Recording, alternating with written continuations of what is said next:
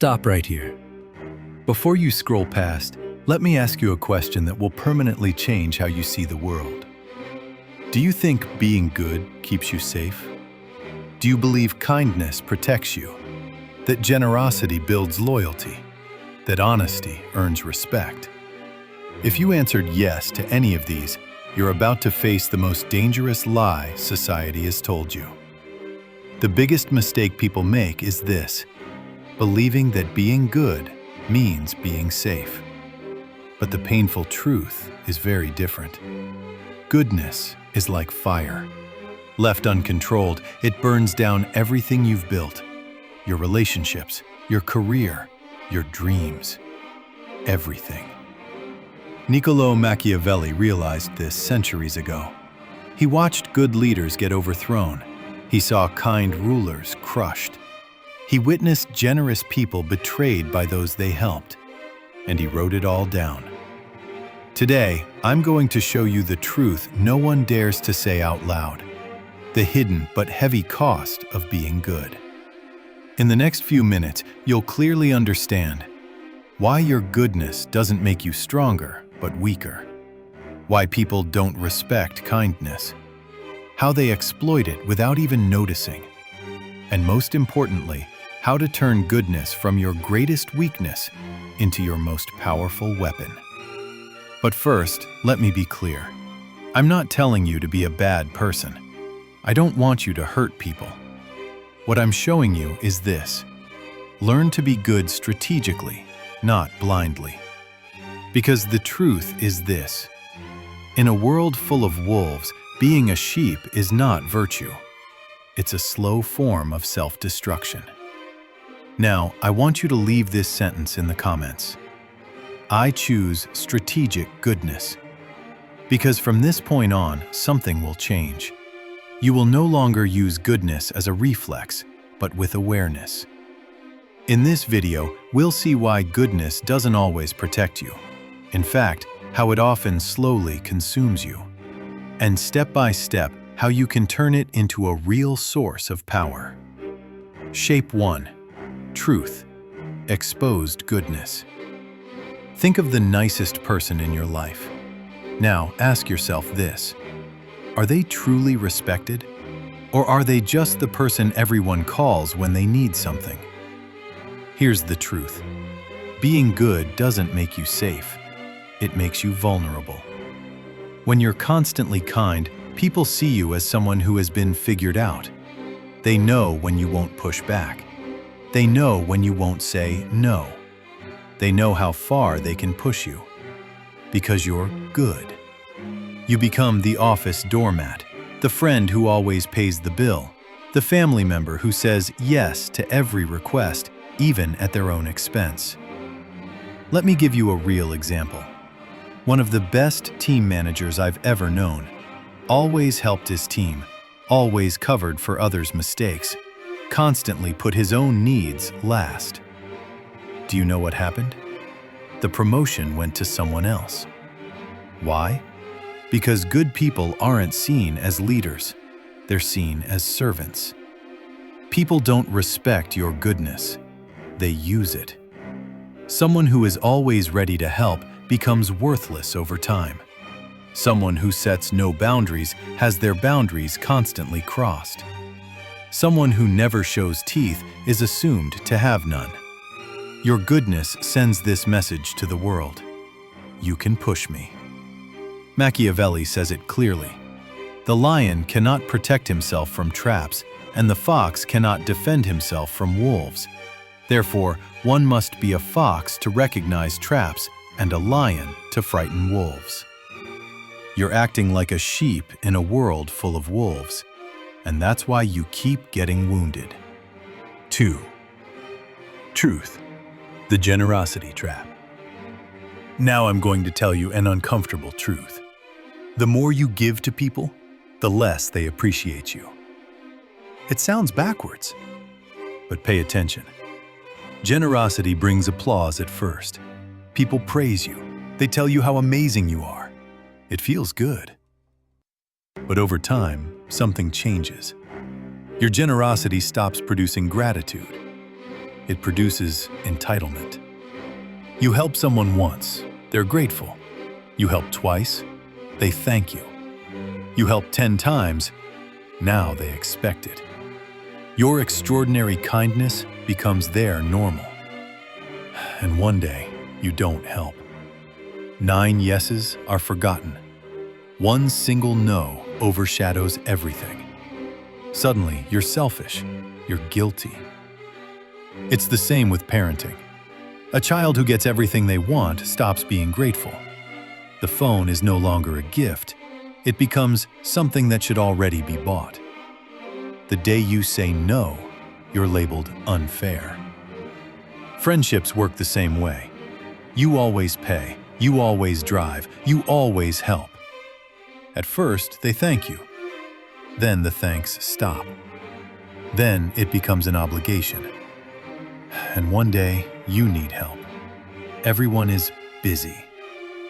This is the generosity trap. Constant giving becomes your identity, and the moment you stop, you turn into the villain in everyone's story. Endless generosity doesn't create loyalty. It creates dependency. And like every dependency, when the source is cut off, anger follows. Psychologically, this is called hedonic adaptation.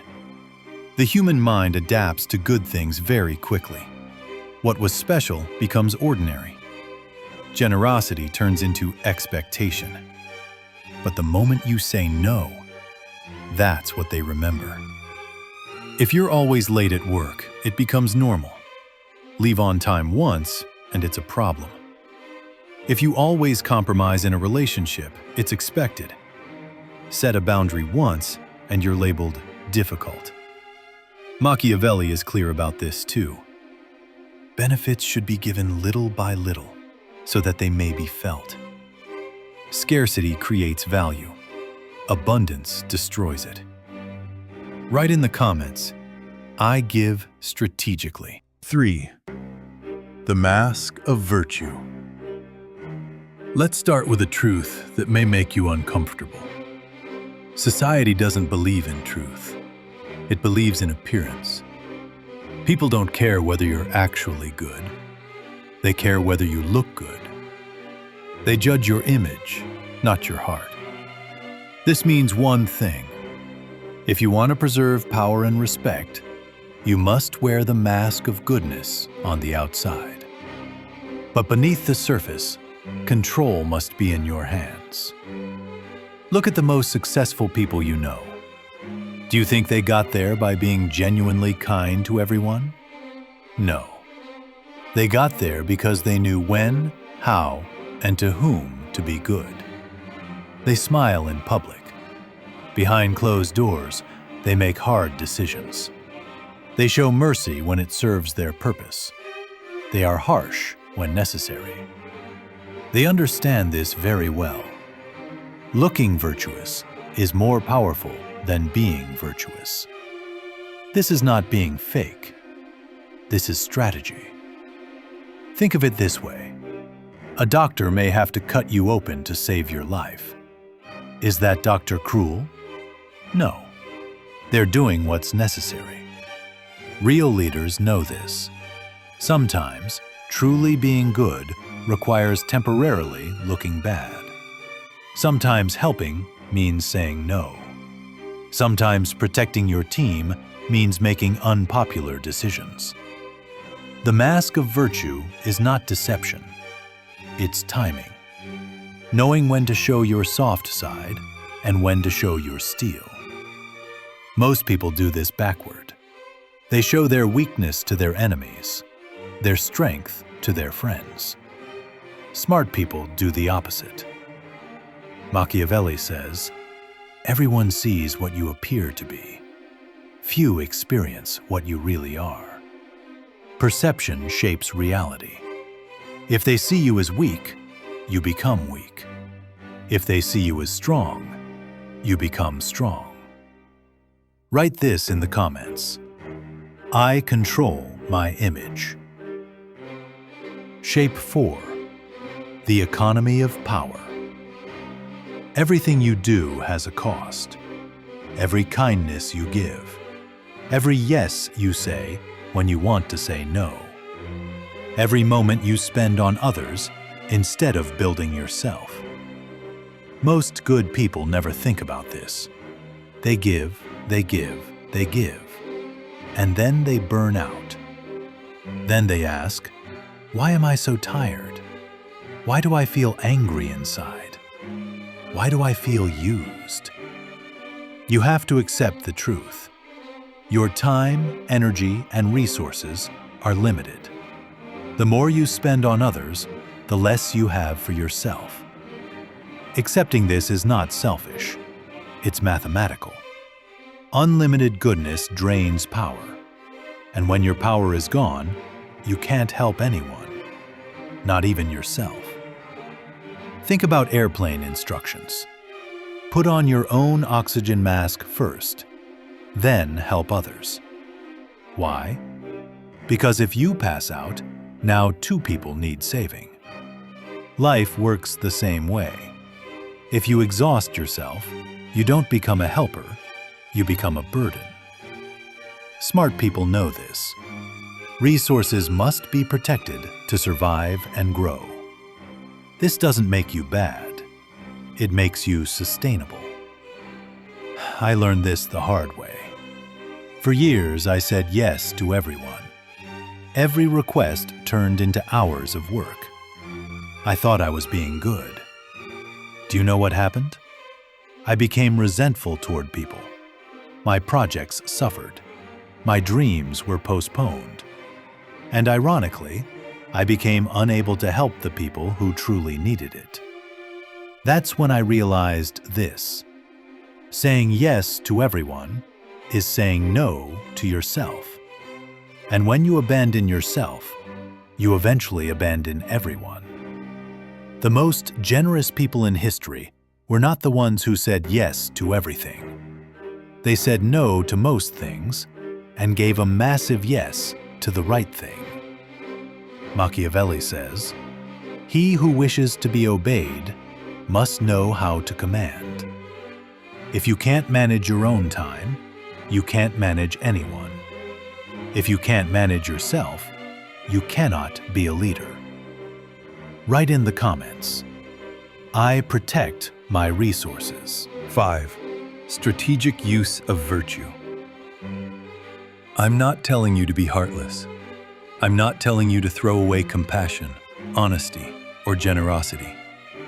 I'm telling you this. These virtues must be used like weapons. At the right time, in the right dose. A sword hanging on the wall protects no one. But a sword in the hands of a master, at the right moment, can save a kingdom. Goodness should work the same way. Be conscious when you help. Be strategic when you show compassion. Create an outcome when you're generous. Let me give you an example. Instead of helping everyone a little, help the right people a lot. Instead of being kind to everyone, be exceptionally kind to those who matter. Instead of saying yes to everything, give a powerful yes to what aligns with your goals. 3 things happen. 1. Your help becomes valuable because it's rare. 2. You create greater impact because you're focused. 3. People respect you more because you're selective. Think of the most respected leaders in history. Martin Luther King was not kind to injustice. He was strong. Mother Teresa didn't help everyone. She focused on the poorest of the poor. They were good, but they were strategically good. How do you apply this in real life? Before you say yes, ask 3 questions. Does this align with my values and goals? Can I do this without draining myself? Will this person truly appreciate it? If even one answer is no, say no, politely, but clearly. And when you do say yes, don't give halfway, give fully. Create real value. Machiavelli says, "The necessity of the past was the promise given. The necessity of the present is the promise broken." Sometimes being loyal to one person means disappointing another. Sometimes being good to your family means being hard on your coworkers. Sometimes protecting your dreams means upsetting those who want to use you. This is not selfishness. It is effectiveness. Write in the comments, I choose effective goodness. 6. The gratitude illusion. I'm going to tell you a truth that will change human nature forever. Gratitude is temporary. Hearing this may hurt, but it's the truth. The kindness you show people, the support you give, the sacrifices you make, they all have an expiration date in memory. Repeated kindness stops being a gift. It becomes an obligation. Thank you so much. You would have done it anyway. Why didn't you? You help your neighbor move. They are grateful. 6 months later, you help again. Still grateful. The third time, it's normal. The fourth time, they don't even ask. And one day, if you can't help, suddenly, you're the guilty one. This is human psychology. We get used to being treated well. The extraordinary becomes ordinary. The ordinary becomes a right. People remember not your intention, but the benefit they received. And when that benefit is gone, they blame you. This happens everywhere, in relationships, in families. The person who always says yes becomes the person everyone expects a yes from. The reliable helper, the automatic solver of every problem. And one day, when you set a boundary, you're treated like a traitor. The more consistently good you are, the more your goodness loses value. The more accessible you are, the more insignificant your presence becomes. The more selflessly you give, the more people forget it has a cost to you. This is the gratitude illusion. You think, if I do more good, I'll be appreciated more. But the opposite happens. Those who appreciate you the most are usually the ones you help the least. Those who use you the most are usually the ones you help the most. This doesn't mean people are bad. It means they're human. Understanding this does not mean abandoning kindness. It means setting boundaries. Sometimes withdraw your help. Let people see what happens without you. Machiavelli says, people judge with their eyes, not by touch. Everyone sees what you do. Few remember what you made them feel. The kindness you showed in the past becomes invisible. Your behavior today determines how you're judged. Write in the comments, I create lasting impact. 7. Not intentions, but results. The world judges not your intentions, but your results. Your heart can be pure gold, but if you don't produce results, no one cares. History does not remember the well-intentioned. It remembers those who get things done. Here's a question. Do you want to be someone politely forgotten, or someone difficult who changes the world? Most people choose the first, because it's safer. But here's what they don't know. Being remembered as just good means actually being forgotten.